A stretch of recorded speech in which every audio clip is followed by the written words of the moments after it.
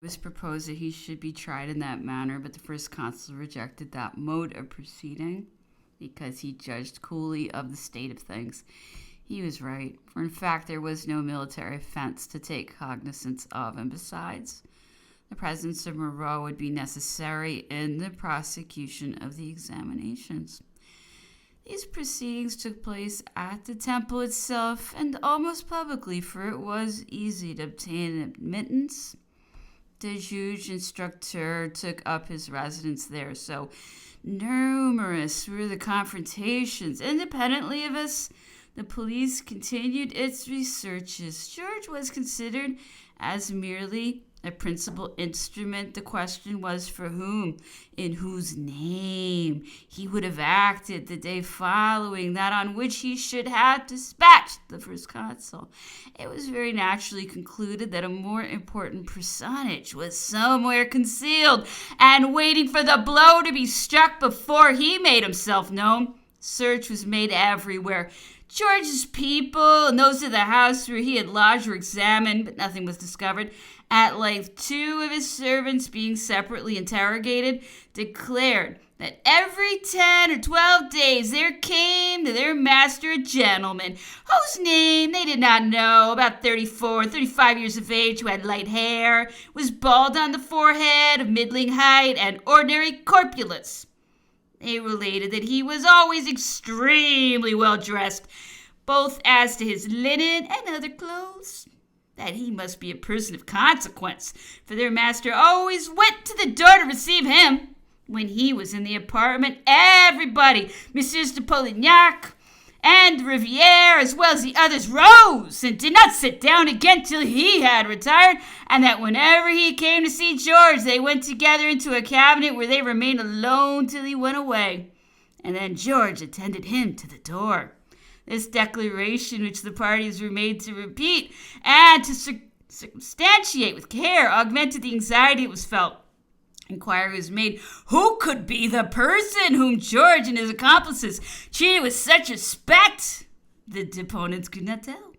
They had never seen him till he came to visit their master. All were puzzled what to conjecture. The search was prosecuted with increased ardor, and inquiries set on foot whether scouring and cleaning was going forward in any of the apartments with gilt ceilings in the hotels of the Marais or the Faubourg Saint-Germain, all of which had long been uninhabited, but nothing was discovered from the different depositions of the persons first apprehended. It appeared that they had all been embarked in England in a cutter belonging to the Royal Navy, which had landed them on our coast, besides the considerable sums of money found upon them at the time of their apprehension, and on George in particular, proved that this was the enterprise of a government which had neglected no means to ensure its success. Notwithstanding the disclosure made by certain subordinate agents of George relative to daggers which they carried about them at the moment of their apprehension, everyone felt convinced that this enterprise was no other than the work of the English ministry, which was bent on getting rid at any rate of the first consul. It was thought that, alarmed at the wisdom with which he had repaired everything and tranquilized the country, it had determined on his destruction, but to avoid the odium of such an attempt, it had contrived to engage the wretched relics of a party which it had never ceased to feed with false hopes in the execution of its design. It abused their unfortunate condition by deceiving them with the assistance of the reports furnished by the agents whom it kept in France. It violated hospitality by causing an attempt to be made in their name to commit a crime which could not fail to extinguish the interest excited by their misfortunes. Luckily for them, this conception required means which they no longer possessed, for rarely does misfortune meet with anything but abandonment and perfidy. Chapter 5. People began generally to agree respecting the real source of this enterprise, and great impatience was felt to come at the discovery of the mysterious personage who was as yet but a subject of conjecture, and the knowledge of whom could not fail to fix all opinions.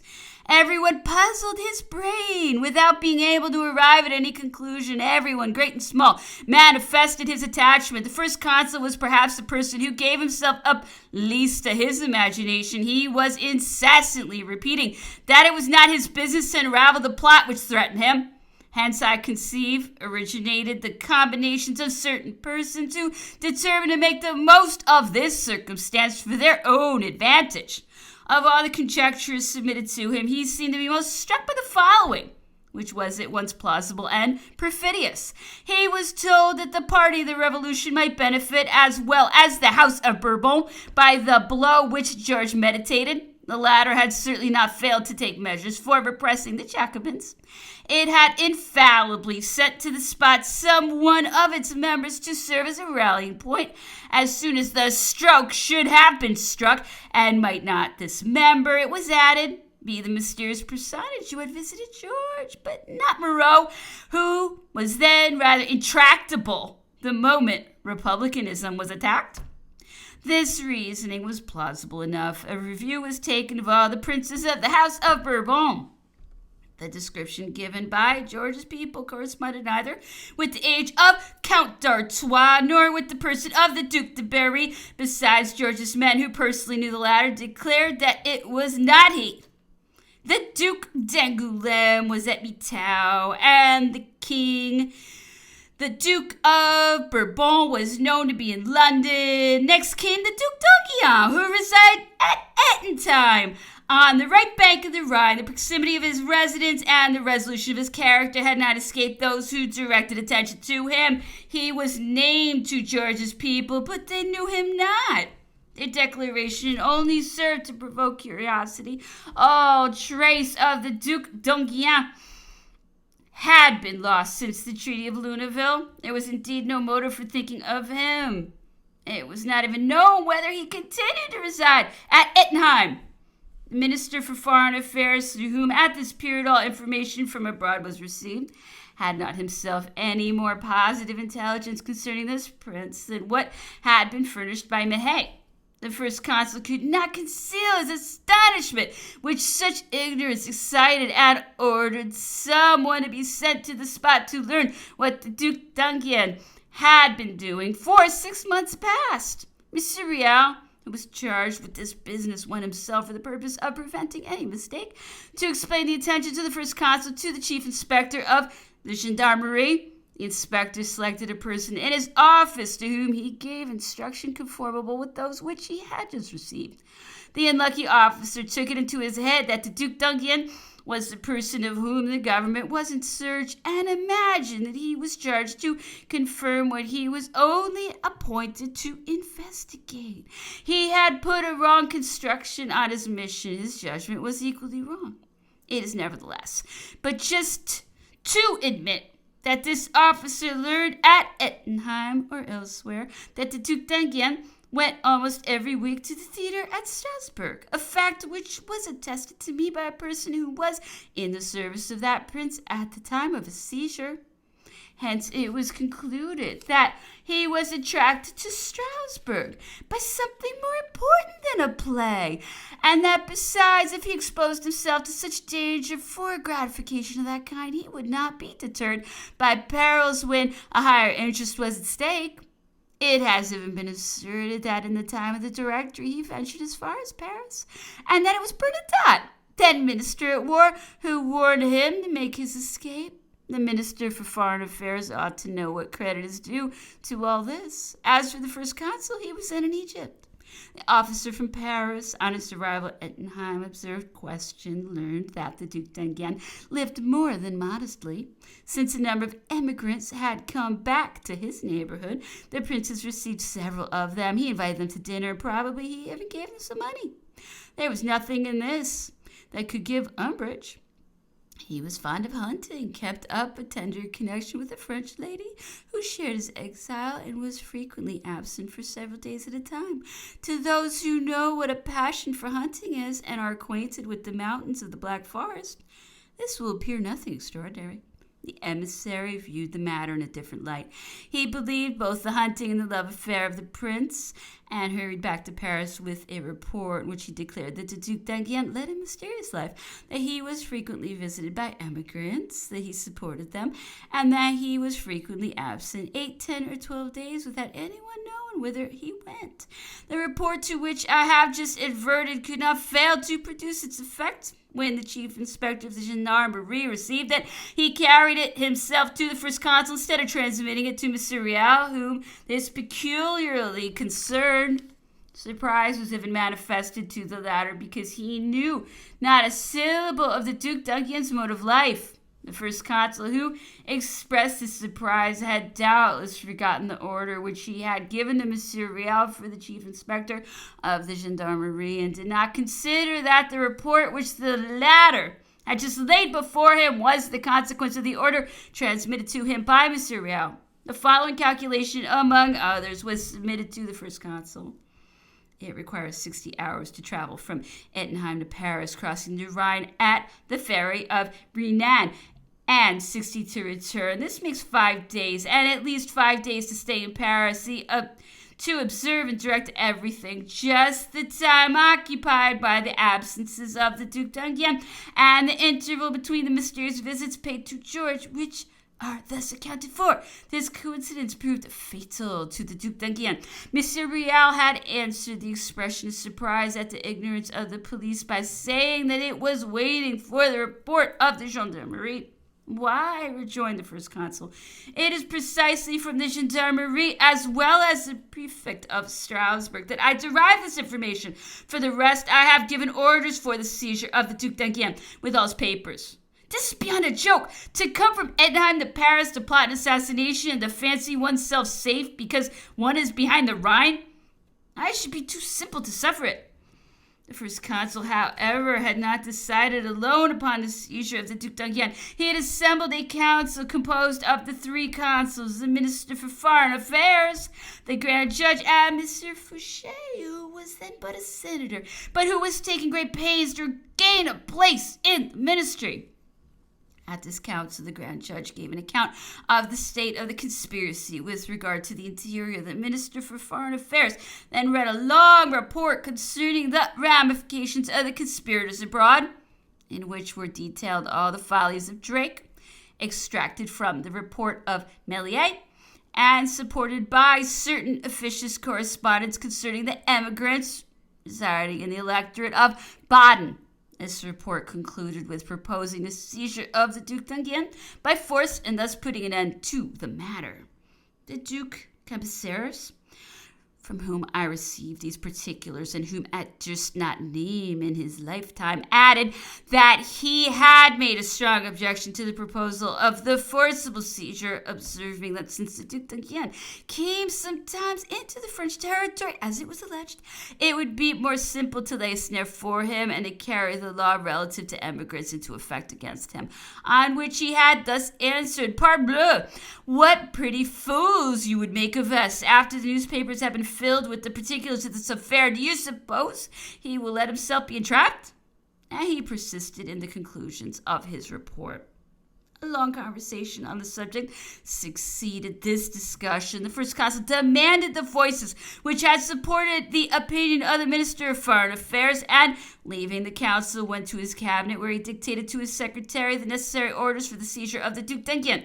The Minister at War, in consequence, ordered the Colonel of Horse Grenadiers to go to Neuf-Brissac, and on his arrival there, with the gendarmerie placed at his disposal, to take a detachment of cavalry belonging to the garrison to cross the Rhine at the ferry of Renat to proceed expeditiously to the residence of the Duc d'Enghien at Ettenheim, to make him prisoner, and to send him to Paris with all his papers in hope of finding among them some useful information concerning the connection which he must have had with this conspiracy. This order was punctually executed, and to prevent the remonstrations which the Elector of Baden would not have failed to make, it was intimated to him that he must immediately remove that band of emigrants which had made its appearance again on the banks of the Rhine. The Duc d'Enghien was seized on the 15th of March and carried the same day to the citadel of Strasbourg, where he remained till the 18th, when he set out for Paris under the escort of the gendarmerie. There he arrived on the 20th of March, about 11 in the forenoon. His carriage, after having been detained at the barrier till 4 in the afternoon, was driven by the outer boulevards to Vincennes, where the prince was kept prisoner. I had been 2 or 3 days in Paris after returning from my mission to Dieppe, which had lasted 2 months, and was on duty at Malmaison. When the Duc d'Enghien arrived at Paris, I had noticed that the Minister for Foreign Affairs had, contrary to his usual custom, come that day about noon to the First Consul. This I remarked because his visits in general took place very late in the evening. About 5 in the afternoon of the same day, I was summoned into the cabinet of the First Consul, who delivered to me a sealed letter with orders to carry it to the governor of Paris, then General Murat. On reaching his residence, I met at the door the Minister for Foreign Affairs, who was just leaving the house. General Murat, who was so indisposed as to be unable to walk, told me that this was sufficient, and that he would presently send me the orders that concerned me. I knew not what could be the drift of these orders, and I was far from being aware of what was going forward with the Duc d'Enghien, whose name had scarcely been uttered on the arrival of the telegraphic dispatch at the moment of his departure from Strasbourg. I suppose that I was to return to Malmaison when I received orders to take under my command a brigade of infantry, which was to be assembled the same evening at the Barrière Saint-Antoine, and to proceed with it at night to Vincennes. The gendarmerie d'élite, of which I was colonel, and which did not then form part of the guard, but belonged to the garrison of Paris, had received orders from government to send his infantry and a strong detachment of its cavalry to keep garrison at Vincennes.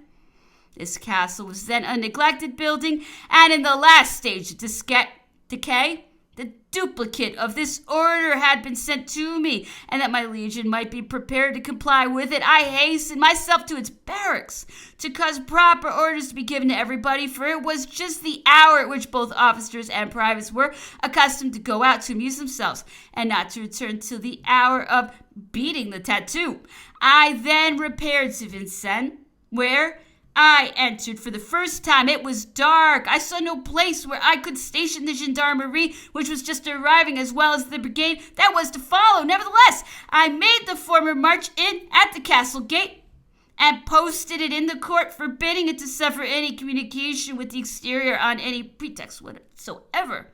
I then placed the infantry of the garrison on the esplanade, on the side next to the park. The barracks of Paris are situated in quarters remote from each other. Some of the corps which received orders to march on this occasion had to traverse the city from points opposite to and very far distant from the barrier to Trône. Owing to this distance, they did not arrive at Vincennes till past 3 in the morning, because it was already late when the order for the departure reached their barracks.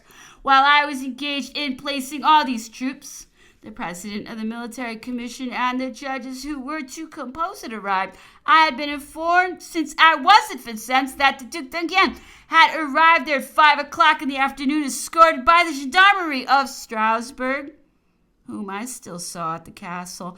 But for this, I should have firmly believed that he had been found in some hiding place in Paris, as well as at George's companions, and I was very curious to hear what he would say for himself.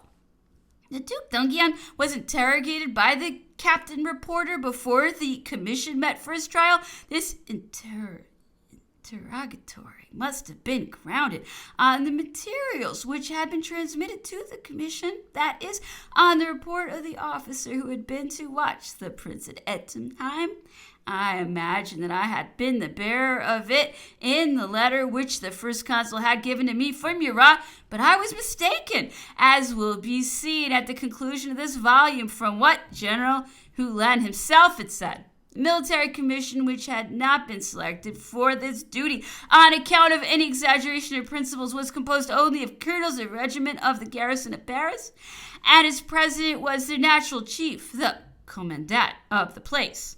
This commission knew not a syllable of the disclosure of George's people, which had led to the present proceeding. Its members shared the general indignation against the plan of assassinating the first consul and against all those who had taken part in it. They were not ignorant of the opinion which was most generally adopted, that George's operations were carried on under the direction of a prince who was to make himself known after the blow should be struck. The situation of the residence of the Duc d'Enghien, the journeys which he was said to have made to Paris, where it was even asserted that he had very lately been seen, led to the notion that he must be the director of George, and consequently the disposition of men's minds was far from being favorable to him. The commission assembled in one of the large rooms of the inhabited part of the castle, that is, the building over the gate of entrance on the side next to the park. It was not mysterious. As those who have written on this point of history have asserted, it was public for all who could come at that hour, and there must have been people there, since, having been detained out of doors by the duty of posting my troops, which gave me a good deal of anxiety, perceiving the serious circumstances in which I was placed, I was one of the last to enter the room where the commission was sitting. I had even great difficulty to get so far as behind the president, where I at first wished to station myself that I might see the better, and afterwards, being chilled with the cold of the night which I had passed amidst the troops, I went to warm myself at a large fire, before which was placed the chair of General Hulin. Thus I happened for a few moments only to be seated behind him during the sitting of the commission. When I entered, the reading of the examination was finished. The discussion had already begun and was very warm. The Duc d'Enghien had even already answered so sharply that it was obvious that he had no notion of the danger of his situation. "Sir," said the president to him, "you seem not to be aware of your situation, or you are determined not to answer the questions which I ask you. You shut yourself up in your high berth, of which you take good care to remind us. You had better adopt a different system of defense. I will not take an undue advantage of your situation, but observe that I ask you positive questions, and that instead of answering, you talk to me about something else. Take care. This might become serious. How could you hope to persuade us that you were so completely ignorant as you pretend to be of what was passing in France, when not only the country in which you resided, but the whole world is informed of it? And how could you persuade me that with your birth you were indifferent to events, all the consequences of which were to be in your favor? There is too much improbability in this for me to pass it over without observation. I beg you to reflect upon it, that you may have recourse to other means of defense." I wrote down these words of the president's the very next day, and it was out of delicacy that I omitted to notice them in the work which I published at the end of October 1823. The Duc d'Enghien, after a moment's silence, replied in a grave tone, "Sir, I perfectly comprehend you. It was not my intention to remain indifferent to them. I had applied to England for an appointment in her armies, and she had returned for answer that she had none to give me, but that I was to remain upon the Rhine, where I should soon have a part to act, and for that I was waiting. I have nothing more to tell you, sir." Such was the answer of the Duc d'Enghien. I committed it to paper at the very moment. This I wrote from memory long afterwards, but I do not think that I forgot a single syllable. If it is not in his trial, it must certainly have been abstracted from it, or have been omitted to be recorded. I have had occasion to satisfy myself that the criminal papers, as they were called, on which the condemnation of the Queen of France was pronounced, have been taken away from the archives of the Palace of Justice, so that the bundle of this trial is reduced to a few paltry scraps of paper. And I know that immediately after the Restoration of 1814, the imperial archives were rummaged for several days by trusty agents of those who were deeply interested in the removal of documents, which no doubt might have compromised the safety of their new position. So carefully was this search conducted that neither the archives of the Foreign Office nor those of the government afford any trace of that event, which nevertheless was the subject of a correspondence with the foreign courts. Previously to his last avowal, the Duc d'Enghien had declared that he received an allowance from England, but he had expressed himself in such a manner that it might be supposed that instead of sums destined to defray his household expenses, it was money paid for corrupt purposes that he received. As none of the judges could know anything of the financial situation of the prince, this declaration aggravated the prepossessions already entertained against him. This money was assimilated with that which had been found upon George, and a fatality decreed that all the doors to escape should thus be closed against this prince. After the last answer of the Duc d'Enghien, the president of the commission declared the discussion closed and ordered all those who had been present during the debates to leave the room. The commission resolved itself into a council to deliberate. I retired like the rest and went, as did several of the officers who had attended the sitting, to rejoin the troops that were on the esplanade of the castle. I cannot tell exactly how long the commission continued in deliberation, but it was no more than 2 hours after the room was cleared that the commandant of the infantry of my legion, who was posted in the court of the castle, came to inform me that the commission had passed sentence and that a picket was required for its execution. I recommended to him, as usual in such cases, to place it so as to prevent accident. The spot which seemed to him best suited for this purpose was a spacious ditch of the castle.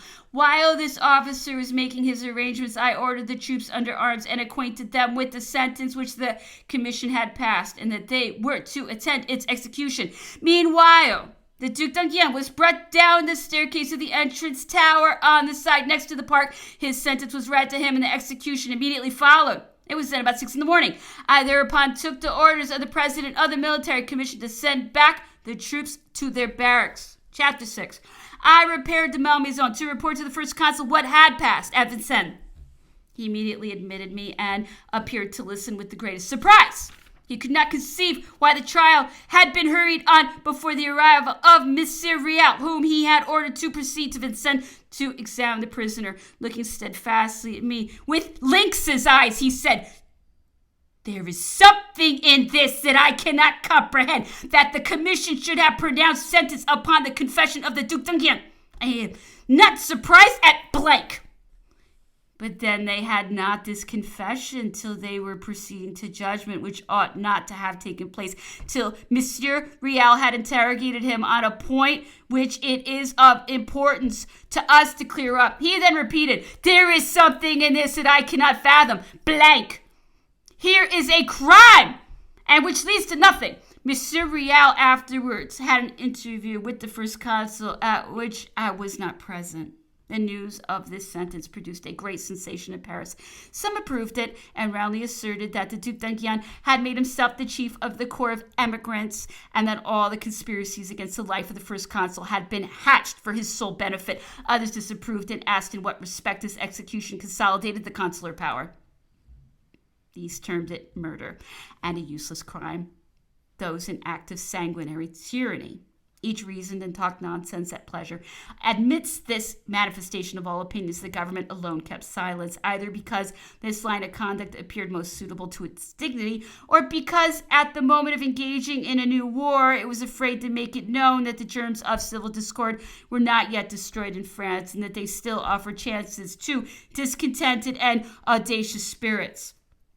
So long as I believed that it was these motives which decided the plan of conduct adopted by the government, I confess that I considered it as bad, because malignity took advantage of it and did more mischief by its interpretations than the consequence of the greatest publicity could have done.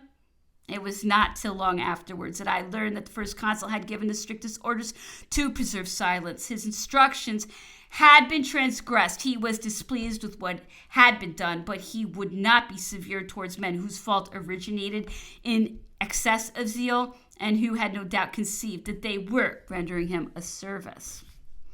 Malevolence had fair scope for its efforts. It circulated 1,000 absurd stories relative to the circumstances attending the death of the Duc d'Enghien. It even went so far as to invent a tale about a lantern said to have been fastened to his breast, without considering that on the 21st of March the sun rises at 6 o'clock, and that it is light at 5.